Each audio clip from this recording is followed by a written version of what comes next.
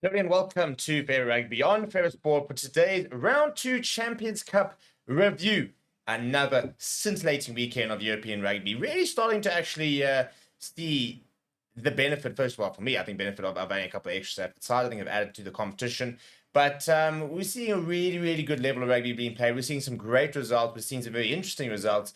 And I think, especially South African fans are kind of quite new to the competition.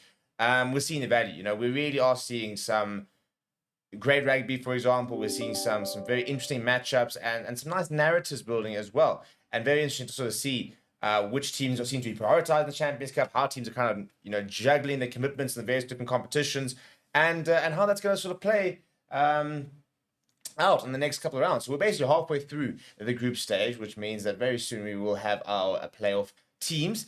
And that'll be determined in January. So we're going to really start looking at sort of the tables and start to see exactly where all the teams sort of are and where they will be going into the next round, which is in January. Before we look at the results, please do smash like on the video. Please do subscribe to the channel as well.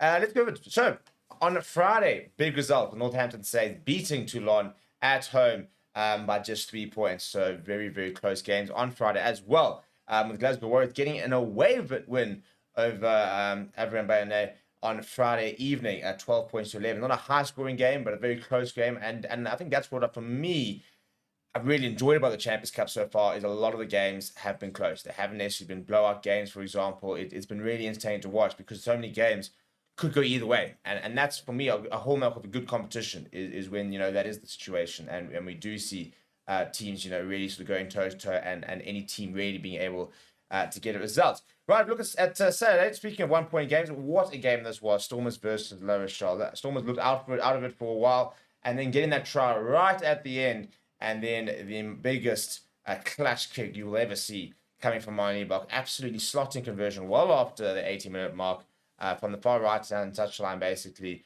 A brilliant moment for him. Saracens returning up to some good form. They were back at home and bounced back perfectly from that game against the Bulls. As they hammered Connacht 55 points 36, the highest scoring game of the weekend.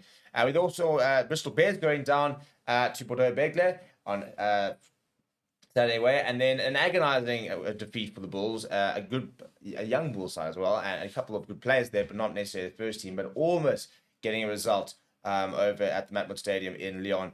A lot of people talking about the referee decisions. Bulls missed opportunity though to win though with kicks, for example. So they had they could have changed the fate themselves. So as usual, I'm not a massive fan of talking about rhetoric too much because I just think it sort of takes away from the competition. We kind of get lost in referee conversations and we kind of sort of deflect away from what is good rugby. Leinster beating the Sale Sharks 37-27. Not as convincing as maybe they would like. Sale Sharks are a good side though.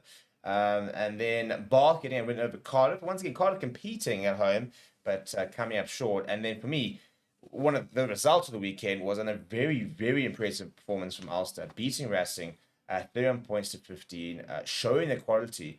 And maybe, they could be sort of surprise candidates in this competition. But Stephen Kitsoff versus Trevor Nyakane was a nice battle. See Aglisi playing as well. So it's cool to see a couple of South African players littered in and amongst the various squads. And then finally on Sunday, we saw Exeter Chiefs keep their winning streak going in the Champions Cup by beating Munster. That's a very big result for them. Harlequins going down to Lou.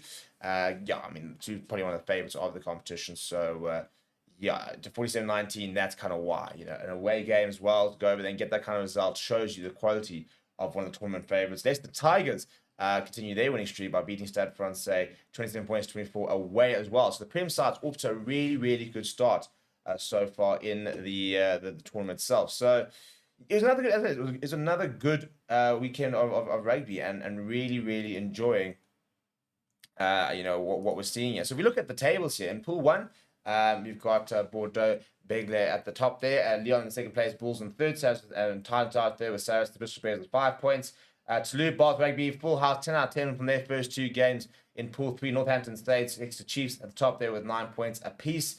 Pool 4, Stormers keeping their chances in the competition alive with that victory over La Rochelle, but Leicester Tigers and Leicester have gone 2 for 2, missing on a bonus point.